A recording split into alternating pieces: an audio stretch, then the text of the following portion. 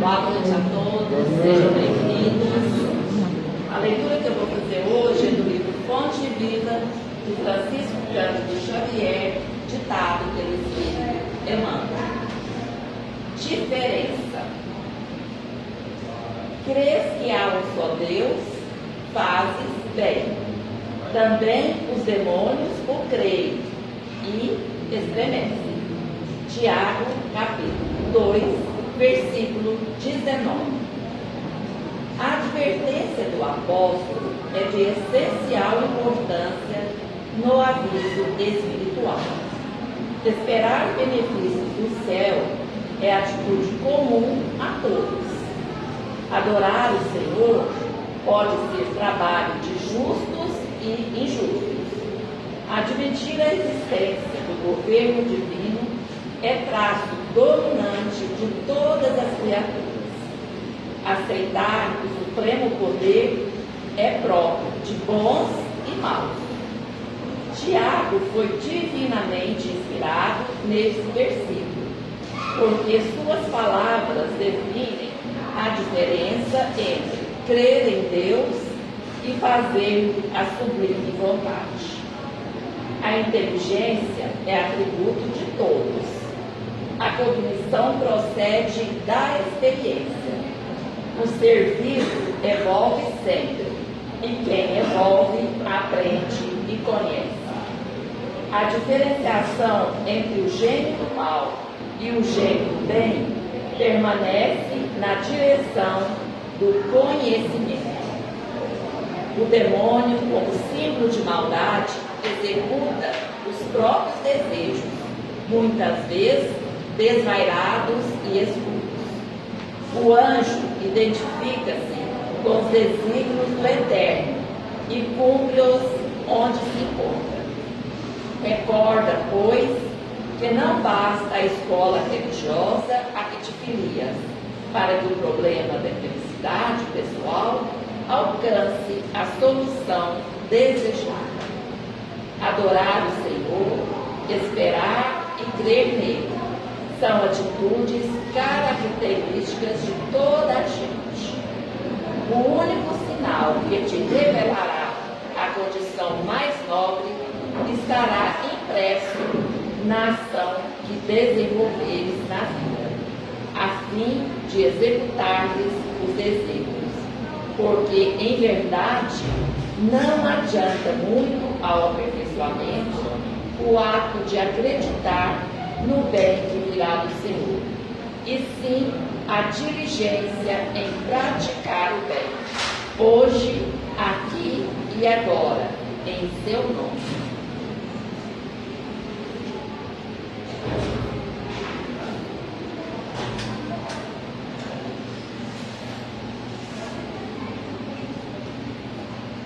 Então vamos agora serenar as nossas mentes, os nossos pensamentos, pedindo a nosso Pai Todo-Poderoso que derrame suas bênçãos de amor, de paz sobre todos nós, que tenha misericórdia para com as nossas imperfeições, que nos ajude na nossa caminhada, que possamos melhorar um pouquinho a cada dia. Agradecendo a Jesus por todos os ensinamentos que Ele nos deixou e que às vezes a gente até hoje não consegue ainda vivenciar na sua plenitude. Mas temos a certeza que Jesus está sempre conosco, nos amparando e nos guiando. Pedimos também aos benfeitores amigos que estejam conosco nessa noite, nos amparando, nos guiando, intuindo o vírus para que a sua mensagem possa chegar até nós. Jesus, na sua infinita misericórdia, esteja conosco, agora e sempre. Que assim seja.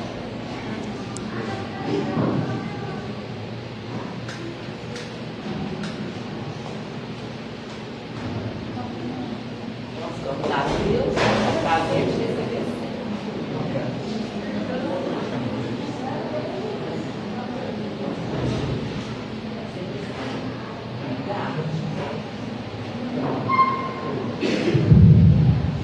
Boa noite.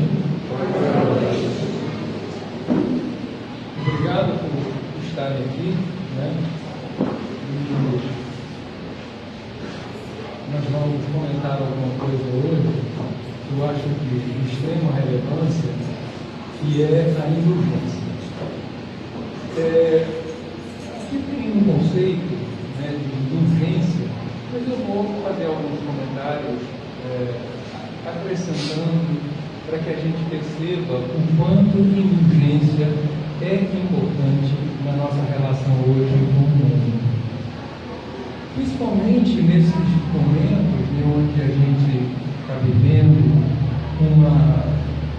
um frenesi muito grande com relação ao que vai acontecer, ao que está para acontecer, o que está acontecendo. O mundo criou, ou seja, a tecnologia criou-se tantas facilidades que a gente está ficando sem paciência, não é isso? Vocês não acham? Nós não conseguimos mais esperar quase nada. Se a gente abre um aparelho eletrônico, daquele que chamam de revoluções, fica gerando um pouquinho, a gente já quer mexer, tocar para que aquilo seja rápido, né? E isso vai, de certa forma, nos condicionando na direção da impaciência, da intolerância, da incapacidade de relacionamento, porque relacionar com o outro é algo que requer de nós uma grande capacidade de fazer empatia, concorda?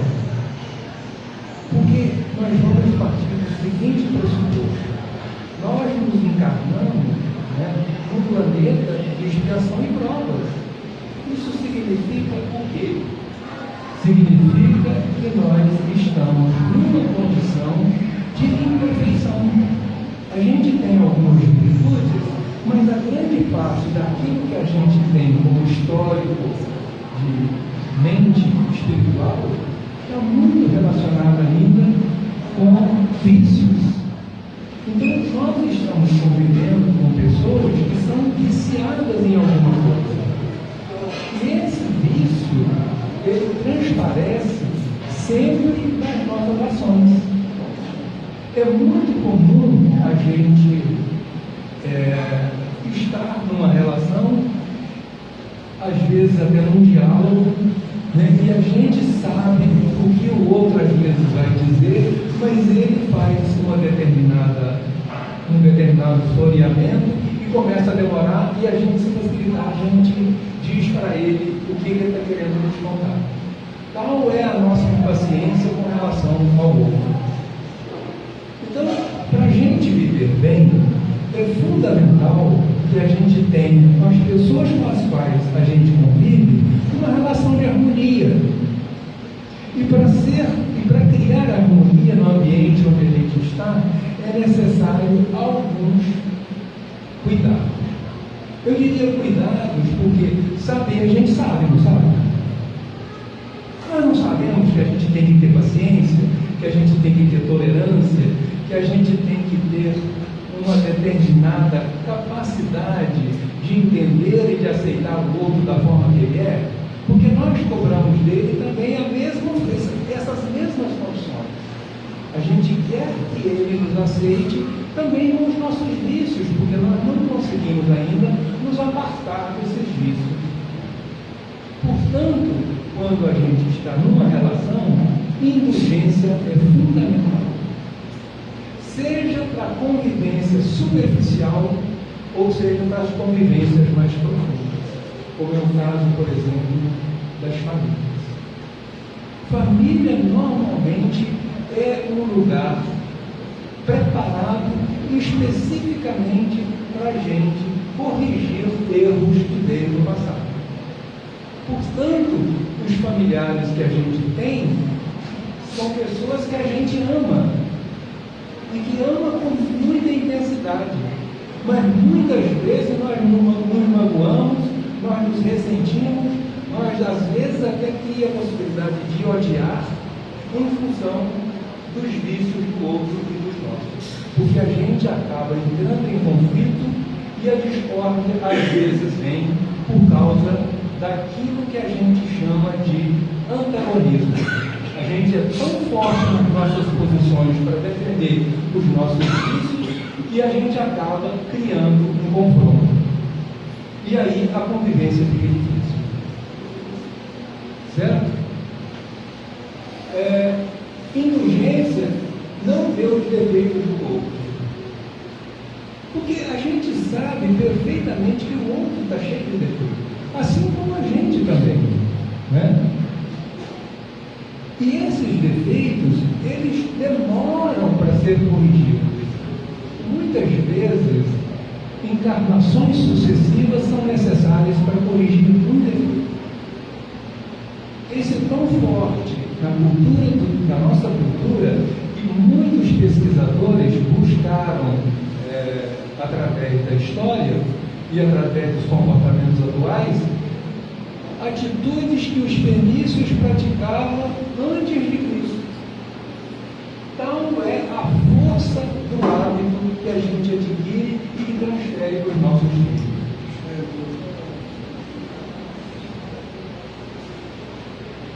E quando a gente perceber que o outro tem defeito, ou que o outro tem problemas, ou que o outro nos incomoda, o que a gente deve fazer? Evitar falar deles, porque não tem nada mais desagradável do que as pessoas apontar o defeito da gente. Não é difícil? É difícil demais, gente. É muito difícil. Porque nós não temos habilidade para cuidar de fazer com que nós mostremos os defeitos dos nossos irmãos numa linguagem mais amorosa. Nós não fomos treinados para isso. Nós viemos de um mundo onde a competição para a sobrevivência era tão grande que nós precisávamos fazer uso das armas, né, e da força bruta para que a gente pudesse sobreviver. Então nós carregamos essa disposição exagerada de combater tudo aquilo que a gente acha que é uma ameaça, como se aquilo realmente fosse. E nas convivências, principalmente de família, ninguém está ameaçando ninguém de vida, não é? A não ser casos, né, excepcionais. Mas na maioria dos casos, a gente não é ameaçado de perder a vida convivendo com ninguém. Ok? Ao contrário, procura não botar as claras ou iluminar aquilo. Se não fizer, faça com generosidade, faça com carinho, né? Faça com delicadeza. Vamos desenvolver um pouco mais a capacidade de relacionar de forma mais soft, de forma mais suave, de forma mais amorosa. Indulgência é isso. Indulgência é bondade. Indulgência é capacidade de fazer por o outro empatia e aceitar o outro da forma que ele é. Se a gente tiver a pretensão de auxiliá-lo, peça licença para isso. Né? Se nós começarmos a tratar os nossos semelhantes de forma mais amorosa, nós vamos surpreendê-los e nós não vamos criar condições para que eles, né, se desestruturem e acabem gerando algum tipo de conflito.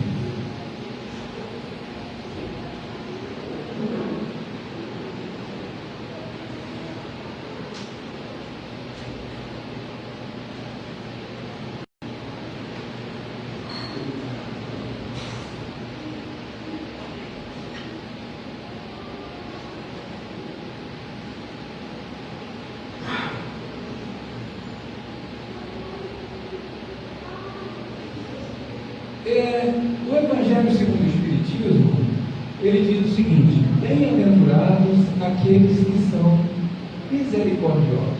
É exatamente disso que nós estamos falando, né? A misericórdia é uma forma de estabelecer com o universo uma relação suave de convivência. E nós seremos bem-aventurados. Quem é que fornece as bem-aventuranças? Aquela velha história, né? Se semearmos sementes de qualidade e sementes que geram bons frutos, naturalmente que nós vamos colher. O grande problema, né, que a gente às vezes enfrenta na relação nossa com a vida é que nós temos muita pressa. Quando a gente imagina que o que eu vou colher de bom vai ser no futuro, às vezes a gente não planta. Não é verdade?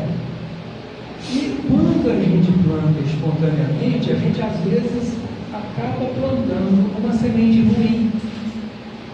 A semente ruim também germina e frutifica. E a gente acaba colhendo o mal ou essa fruta para consumo. A gente vai consumir naturalmente o que a gente plantou. Então, nesse slide, ele fala das causas e dos efeitos, né? Uma causa ruim ou uma causa que produz um efeito ruim, vamos dizer assim, ou produz um efeito danoso, a gente vai sofrer com isso. Assim como muitas vezes nas nossas relações com os familiares nossos, né, a gente intempestivamente dá uma resposta sem pensar, não é? E às vezes causa um transtorno e demora uma semana inteira, ou às vezes até mais, para resolver. Porque a gente não aprendeu a ser vigilante, a gente não foi educado para estabelecer uma possibilidade de convivência entre a gente que fosse pautada por compreensão, por aceitação, por amor, às vezes até por caridade. Porque tem muitas vezes que a gente precisa ser caridoso na hora que a gente relaciona. Tem uma pergunta.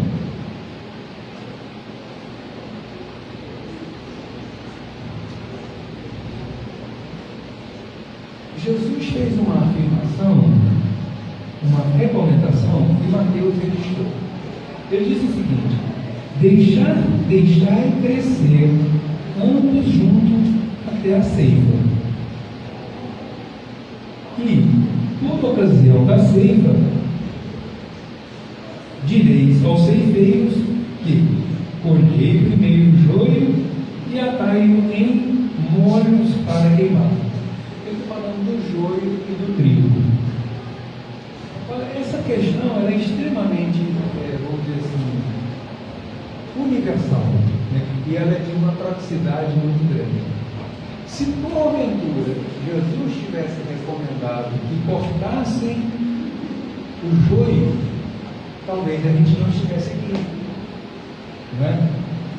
Porque nós somos pessoas com vícios e com algumas virtudes. Os nossos vícios estão nessa encarnação, numa situação onde a gente tem probabilidade de corrigir em função dos impulsos que recebemos nas nossas convivências. Tudo aquilo que nos incomoda, normalmente, é porque dentro da gente há uma predisposição viciosa de fazer exatamente o contrário. Então é muito delicado. Indulgência é fundamental nas convivências.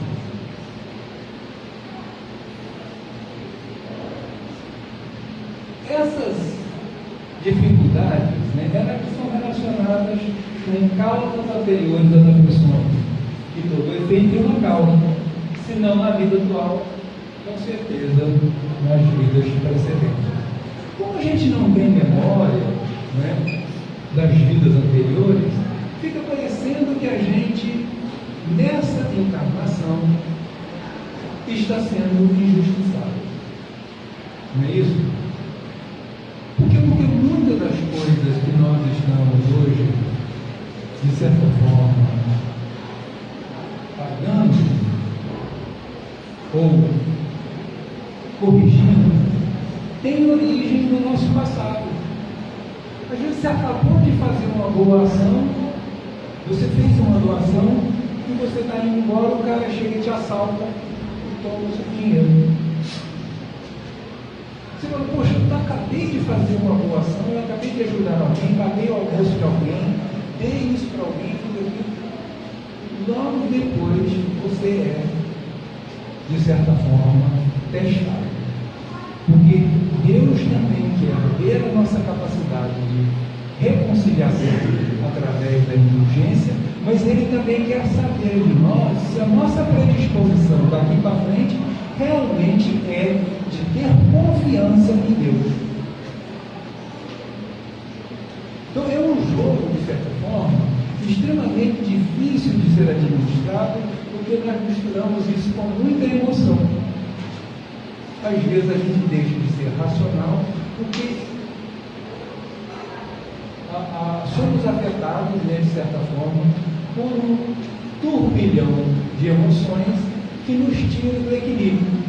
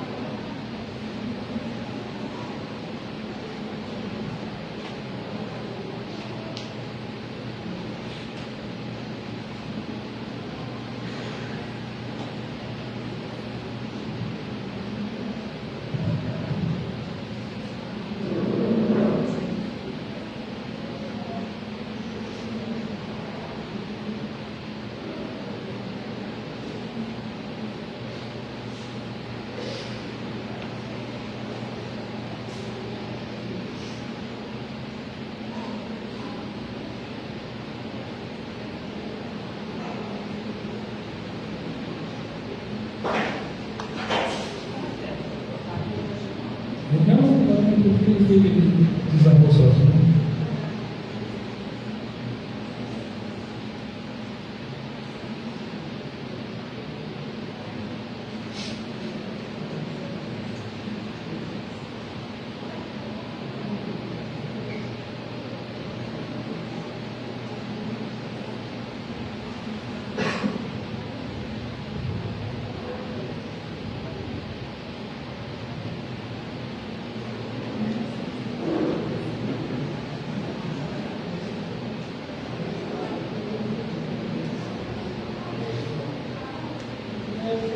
Perdeu a conexão.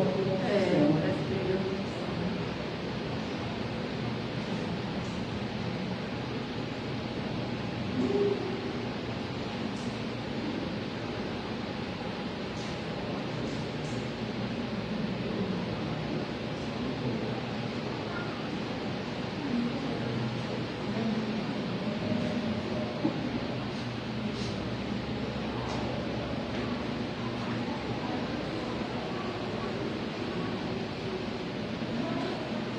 Olha, eu vou ter que ler para vocês aqui.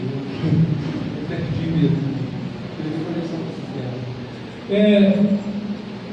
Nós estamos falando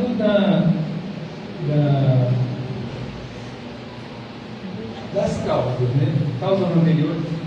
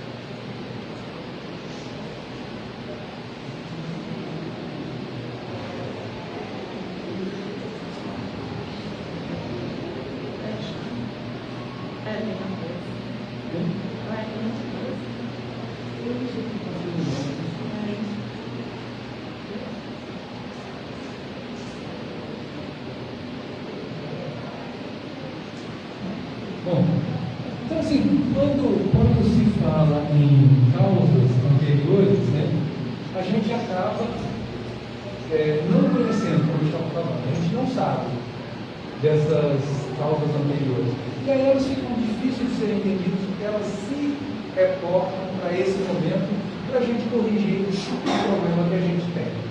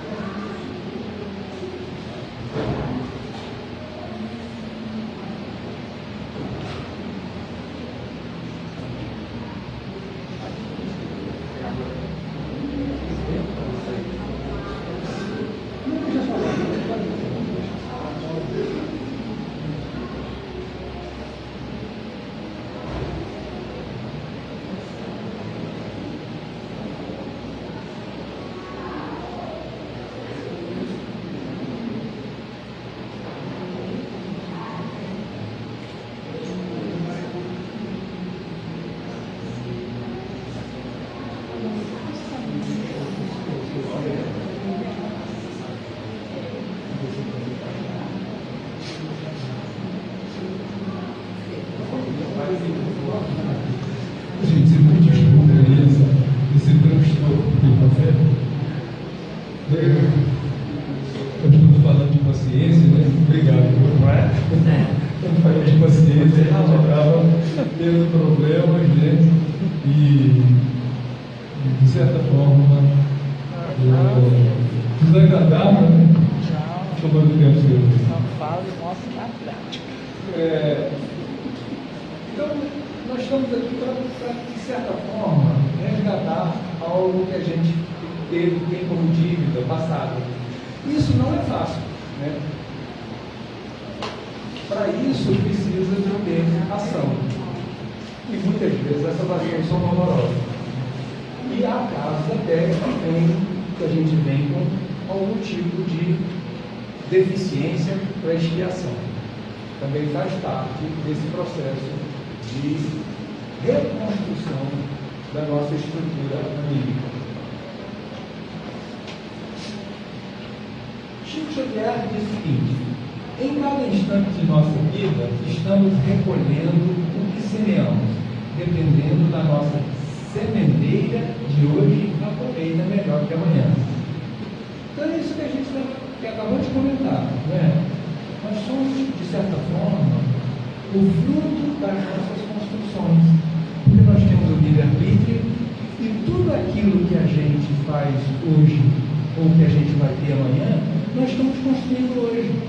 Nós somos uma construção. E nós temos a liberdade de fazer escolha.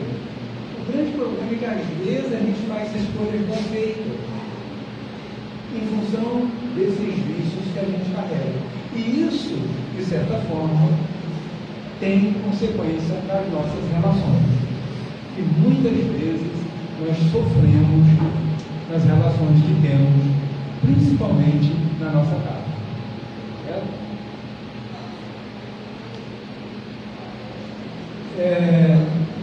Diziam isso para o tentarem impedir de que eu abusar. Jesus, porém, abaixando-se, entrou a escrever na terra com o dedo. Como continuassem a interrogá-lo, ele se levantou e disse: aquele dentre vós que estiver sem pecado, atire a primeira pedra. Essa descrição nos remete aqui.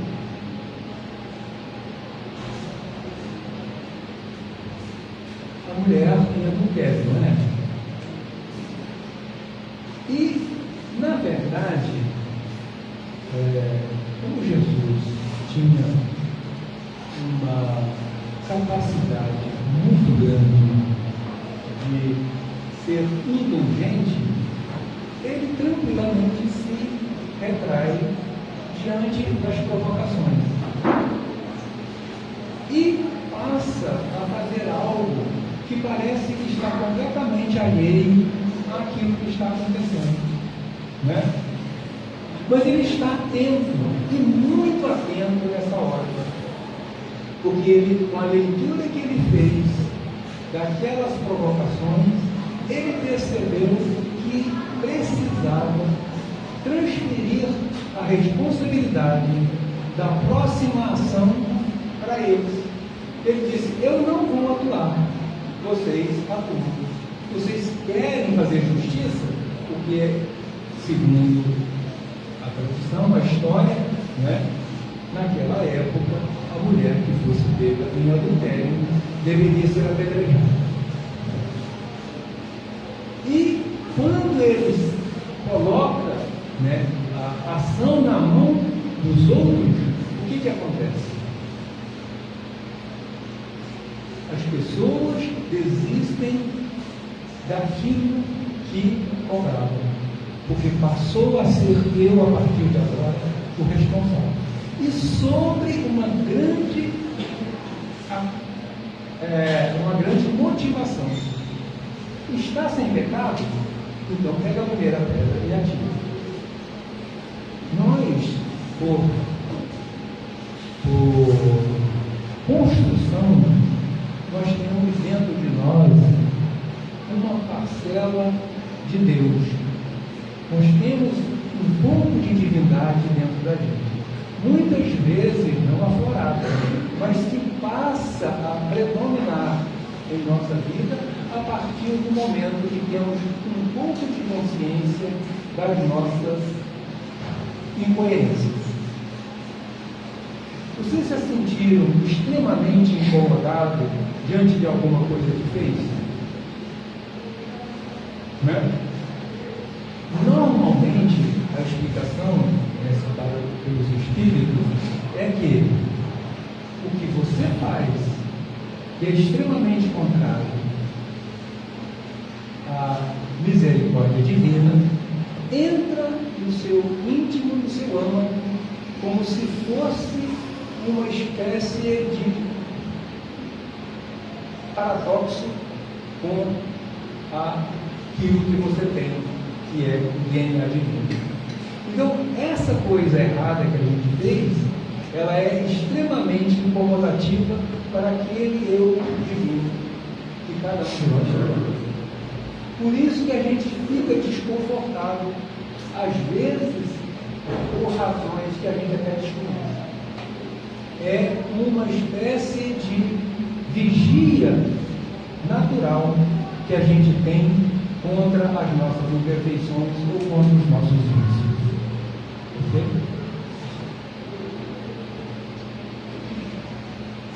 Viver e amar. De volta, reproduzindo uma recomendação de Joana de Ângeles. A indulgência para com as faltas alheias é perfeita compreensão da própria fragilidade. Quando a gente descobre o quanto que nós somos frágeis, o quanto que nós somos incoerentes, o quanto de vício que a gente tem, a gente passa a respeitar mais o outro. Santo Agostinho foi quem colocou isso de uma forma muito clara. Ele dizia que no final de cada dia ele passava em revista tudo aquilo que ele tinha vivenciado e feito durante o dia. E buscava, através da sua própria sensibilidade, perceber se aquilo que ele fizer a outrem o incomodaria. Se o incomodasse, ele tinha a proposta de correção para o dia seguinte. Interessante, né? E isso é muito forte. Então, a partir do momento que a gente descobre o quanto somos frágeis e o quanto a gente tem ainda de imperfeição, a gente se torna mais capaz de entender outros. E aí o Divaldo faz essa reflexão. Entender que todos necessitam de oportunidade para recuperar-se e facultando-a sem assumir rígido comportamento de censor ou injustificável postura de benfeitor. Nós não somos juízes de ninguém. O que os outros fazem é de responsabilidade deles. E você não imagina o quanto a gente paga caro a maldade que a gente faz com a vida. É difícil. Se a gente soubesse ou se a gente pudesse colher imediatamente o benefício que tem, que a gente vai ter de produzir o bem, a gente só seria bom. A gente não seria mais maldoso. Estabelecer uma relação de convivência pacífica com os nossos semelhantes é extremamente importante para a nossa alegria, para a nossa felicidade. É fundamental. No dia que a gente passa o dia todo em paz com a família, né? A gente dorme bem à noite, a gente alimenta bem, a gente é capaz de sorrir, a gente é capaz de abraçar, a gente é capaz de dizer eu te amo, a gente é capaz de acolher, ter compaixão. É muito importante. Indulgência é fundamental. Indulgência, ela nos ensina que não devemos julgar com mais severidade os outros do que nos julgamos a nós mesmos. Isso aqui é amar ao próximo como a si mesmo. Não é isso? É a segunda lei do amor. Amar a Deus sobre todas as coisas e o ao próximo como a ti mesmo. Isso foi enunciado por Jesus Cristo, né? Quando questionado sobre a maior lei, né, vigente do cristianismo.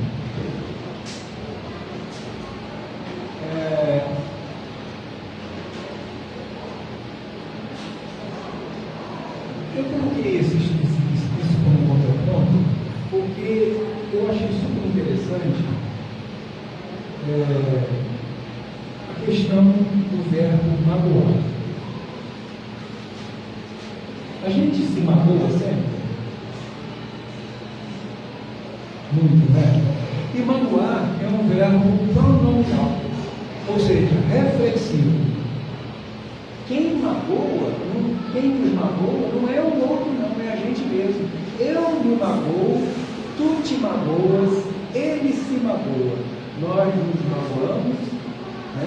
Vós nos magoais, ele se magoa. Então, gente, a mágoa que a gente sente não é produto da ação do outro, porque a gente se magoa se quiser. Só se a gente quiser. Quando o verbo é reflexivo, ele transforma ou ele transfere a responsabilidade da ação para quem executa. Então, quem magoa sou eu mesmo.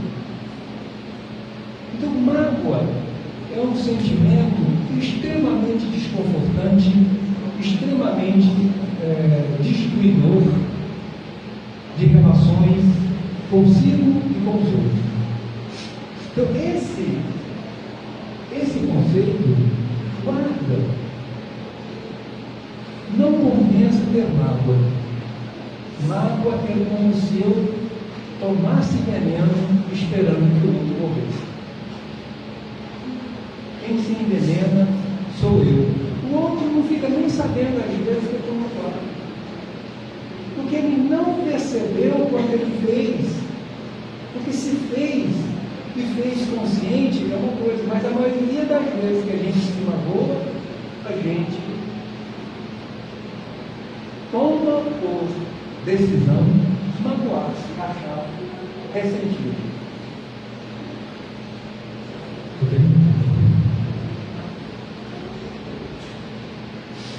Um modelo para referência. É claro que Jesus Cristo é referência, não tem dúvida nenhuma. Mas há uma distância muito grande entre as virtudes de Jesus e as nossas. Jesus é uma alma iluminada, uma alma pura, uma alma pronta para o trabalho de natureza fraterna. A gente ainda não, mas nós podemos ter um modelo. Concorda? Quando Jesus prestes a desencarnar, ele chama os seus apóstolos e diz para eles o seguinte: em verdade eu vos digo, a vós convém que eu vá. Vocês vão sofrer muito, porque vocês me amam. Eu vos amo também. Mas, naturalmente, a compreensão da relação amorosa de Cristo e a nossa é completamente diferente. Mas Cristo tudo fez para que aquelas pessoas, ou aqueles apóstolos que o seguiram, se tornassem seus amigos e que o amassem realmente. Então, quem perde alguém vai sofrer muito. E quando Jesus diz, é bom que eu vá, ele estava, naquele momento, chamando os apóstolos para a prática da caridade. Vocês vão continuar o meu trabalho. Vocês vão continuar o que eu fazia. Vocês são 12. Vocês vão multiplicar esse número para que mais pessoas possam receber em suas consciências os conceitos cristãos. Fundamental.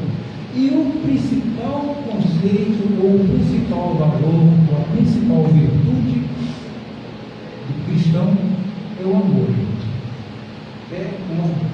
Não tem outro sentimento que seja capaz de transformar as nossas consciências com mais eficácia do que o amor.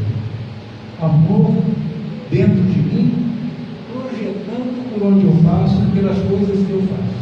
Isso vai, de certa forma, impactar no outro e vai também transformar. O amor me transforma. E o amor que eu pratico é capaz de transformar as pessoas facilmente. Então, quer ter uma relação de convivência harmoniosa e mais pacífica? Vamos amar e praticar o amor. Isso é fundamental. Que Deus abençoe a todos.